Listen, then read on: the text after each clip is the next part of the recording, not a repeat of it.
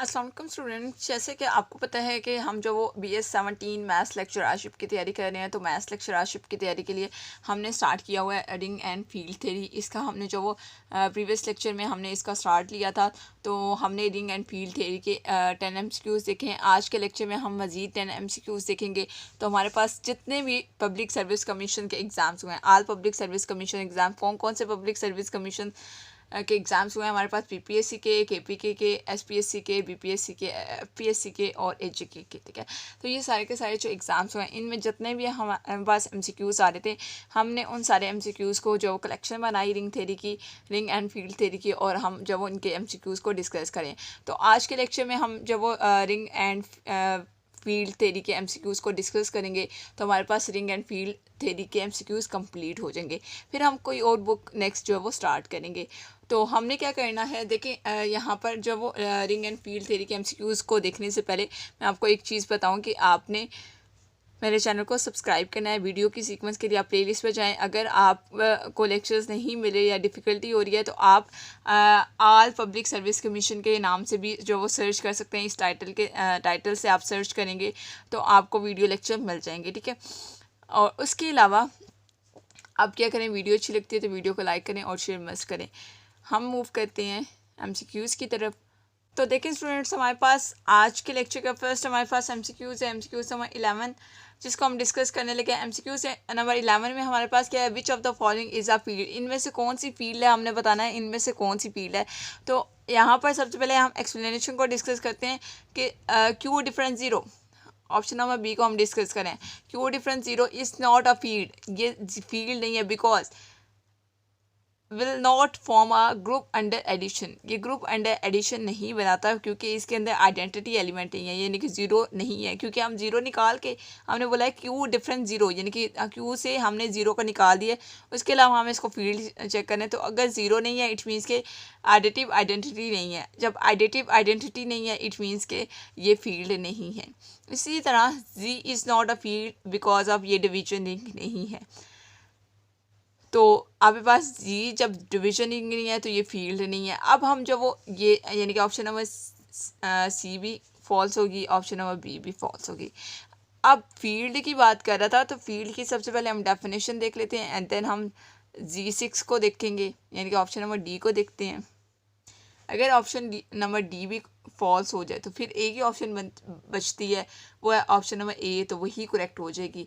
लेकिन सबसे पहले हम फील्ड की डेफिनेशन देखते हैं एंड देन हम ऑप्शन नंबर डी को डिस्कस करते हैं।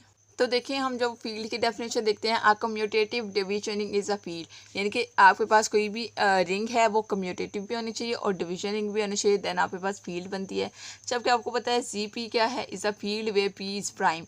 GP जितने भी GP हैं वो सारे के सारे क्या है, फील्ड हैं, और P यहाँ पर क्या होना चाहिए, प्राइम होनी चाहिए। जबकि G6 की यहाँ पर बात की जा रही है, तो आपको पता है 6 is not a prime, 6 prime नहीं है, तो ये फील्ड नहीं है। वैसे भी G6 क्या है, डिवीजन, यानी कि ये ज़ीरो डिवाइज़र को कंटेन करता है, तो ये आपके पास फील्ड नहीं बनता, ठीक है, क्योंकि ये इंटेग्रल डोमेन नहीं है और इसमें हर एलिमेंट का मल्टीप्लिकेटिव इन्वर्स भी नहीं है, ठीक है। डिविजनिंग की डेफिनेशन फुलफिल नहीं होती G6 में, ठीक है।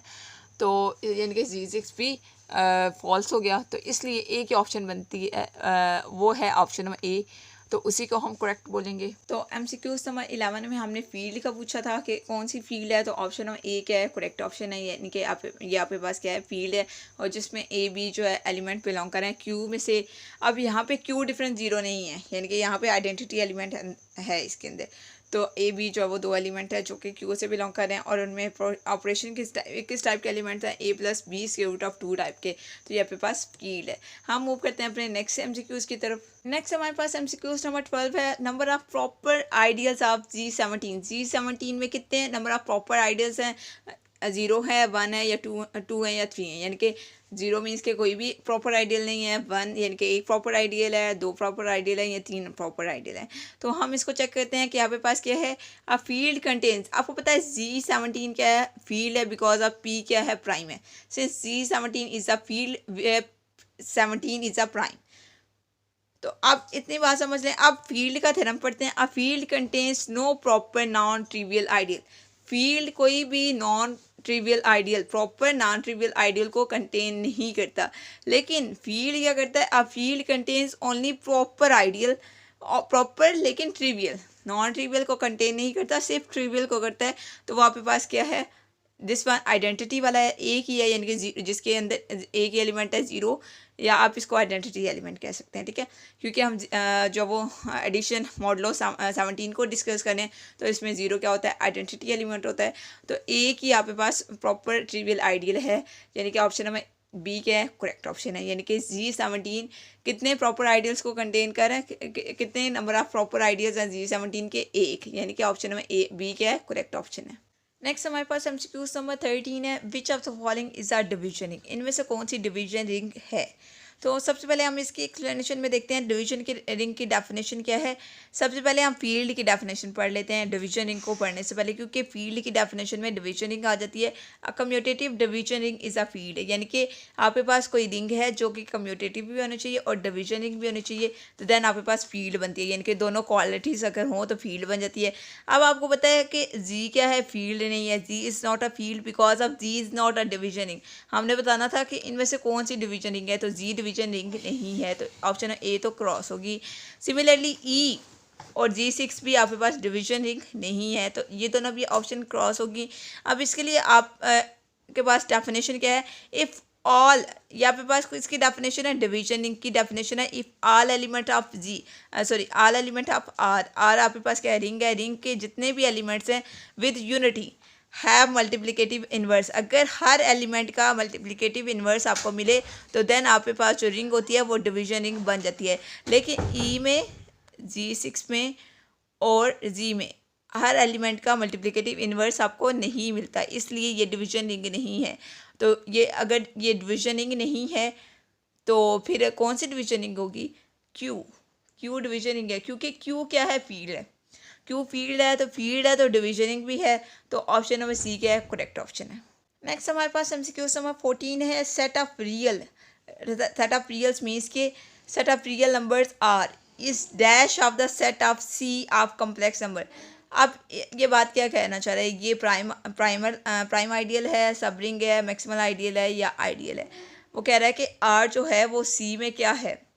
आपको पता है आर और सी क्या है, दोनों की दोनों रिंग्स हैं, और आर क्या है, सबसेट होता है सी का हमेशा, क्योंकि आर आपको पता है हर रियल नंबर क्या होता है, कम्प्लेक्स नंबर होता है, यानी कि कम्प्लेक्स नंबर हैं बेसिकली रियल नंबर्स को कंटेन करते हैं। इट मीन्स के आर आपके पास क्या है, सब रिंग है सी की, तो ऑप्शन नंबर बी क्या बनती है, करेक्ट ऑप्शन बनती है। ये बात तो आपको पता है ना कि अगर आर जो है वो सबसेट है सी का, तो आर आपके पास रिंग है और सी भी रिंग है, तो आर जो है वो सब रिंग होगी सी की, सी क्या है, कम्प्लेक्स नंबर है, तो हमारे पास फिर क्या होगा, ऑप्शन नंबर बी बनती है, जो कि क्या है, सब रिंग की है, और यही हमारे पास करेक्ट ऑप्शन है। नेक्स्ट हमारे पास एमसीक्यू नंबर 15 है, which one of the following ring does not have the same number of units as 3 others.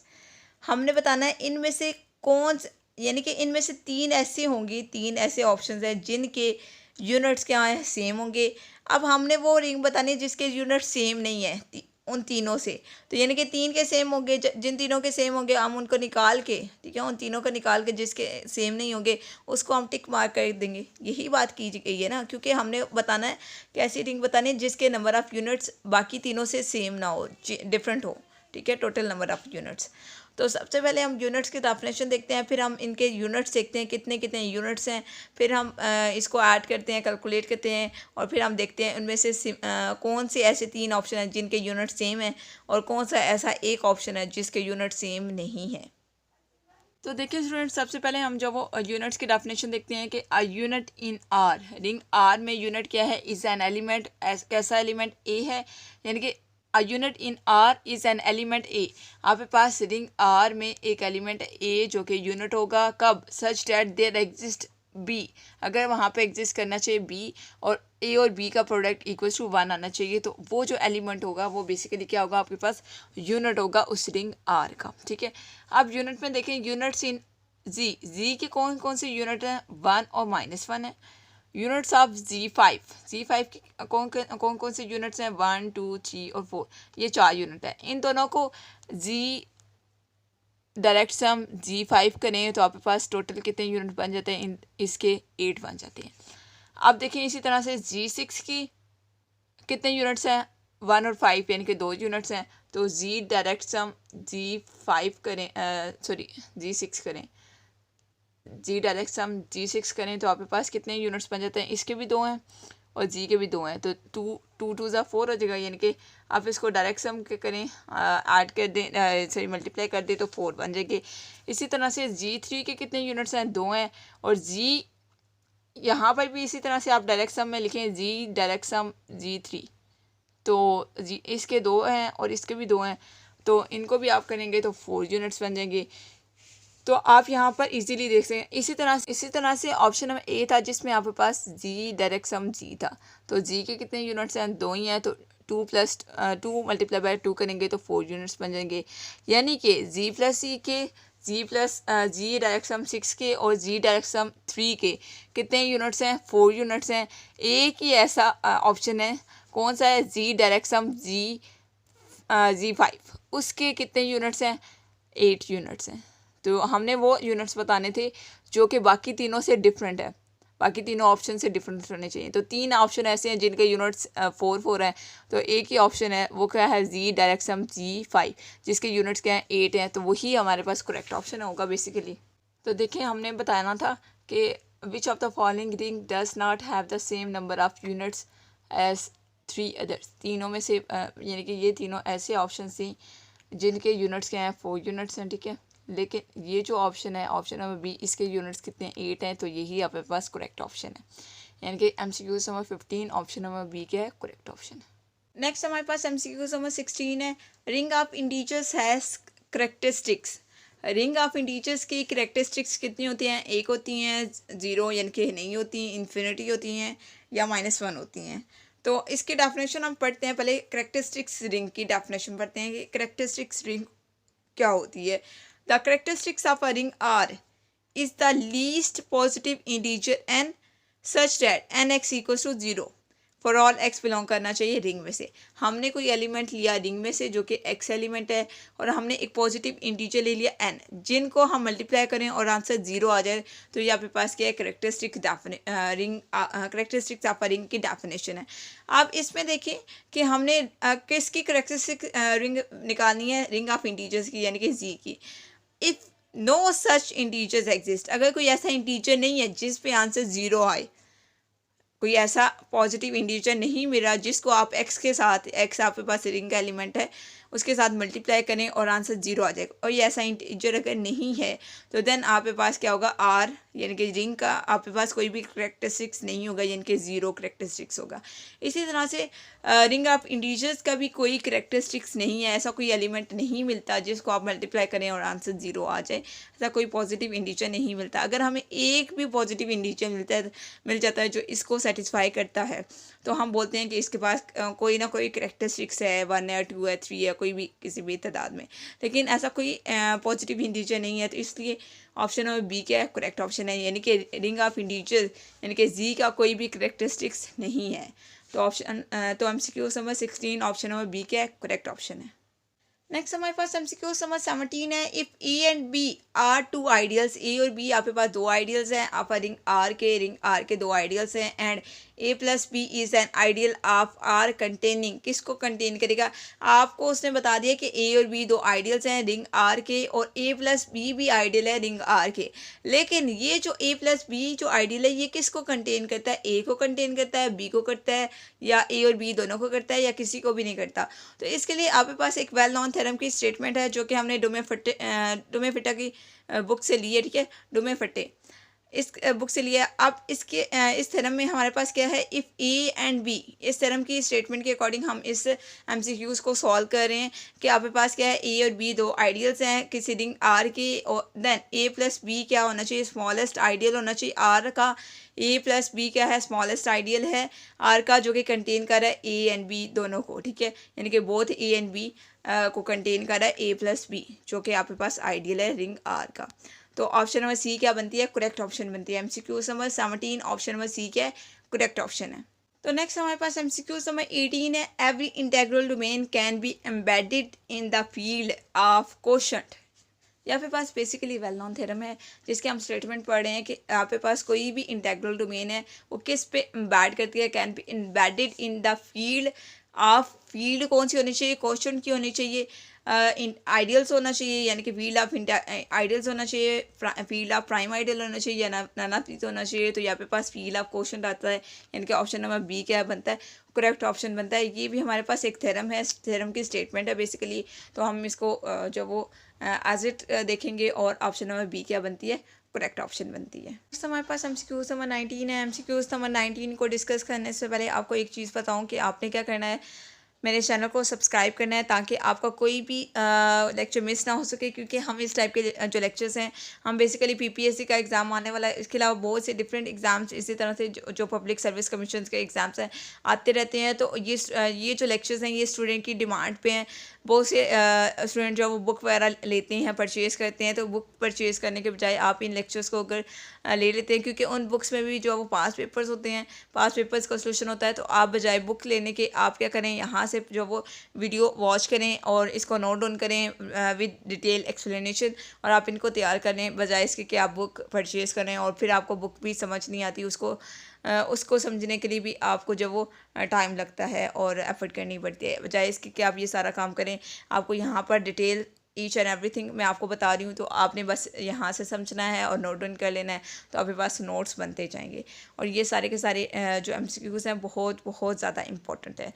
तो अब जब वो आपने क्या करना है, वीडियो की सीक्वेंस के लिए मैं आपको बता देती हूँ, प्लेलिस्ट पे जाएंगे तो प्लेलिस्ट पे आपको सीक्वेंस से लेक्चर्स मिल जाएंगे। उसके अलावा आपको वीडियो अच्छी लगती है तो वीडियो को लाइक मस्ट किया करें और अपना फीडबैक भी दिया करें, ठीक हो गया।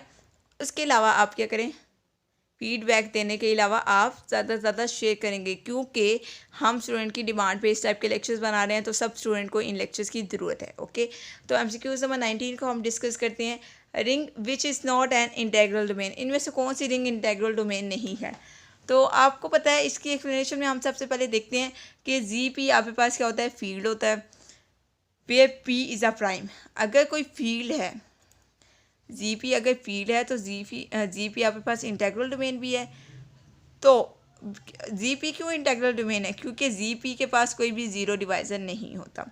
बट G6 में आपके पास क्या है, ज़ीरो डिवाइज़र होते हैं। सो G6 is not an integral domain. G6 आपके पास इंटेग्रल डोमेन नहीं है। हमने क्या बताना है, ऐसी रिंग बतानी थी जो इंटेग्रल डोमेन नहीं है, तो आपके पास G6 है।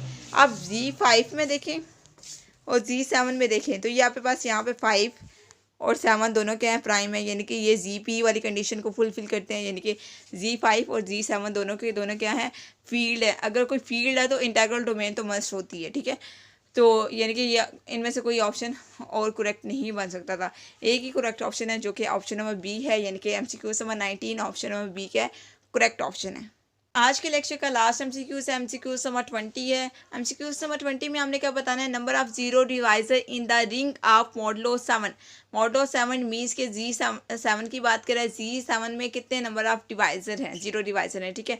तो आपको पता है इसकी एक्सप्लेनेशन में अगर हम देखें तो G7 आपके पास क्या होता है, फील्ड होता है, बिकॉज ऑफ आपको पता है GP आपके पास फील्ड होता है और GP फील्ड है और P आपके पास क्या होता है, प्राइम होता है, और GP के पास कोई भी ज़ीरो डिवाइज़र नहीं होता। इसी तरह से यहाँ पे 7 क्या है, प्राइम है, और G7 है आपके पास फील्ड है, और G7 के पास कोई भी ज़ीरो डिवाइज़र नहीं होता, ठीक है। तो इसके पास कितने फिर नंबर ऑफ ज़ीरो डिवाइज़र होंगे, 0, यानी कि ऑप्शन नंबर 1 है, करेक्ट ऑप्शन है। आई होप स्टूडेंट्स कि आपको वीडियो लेक्चर अच्छा लगा होगा। कोई भी चीज़ समझ नहीं आती तो आप मुझसे पूछ लें। उसके अलावा आप मेरे चैनल को सब्सक्राइब करें, वीडियो को लाइक करें और शेयर मत करें। ओके स्टूडेंट्स, अल्लाह हाफिज़।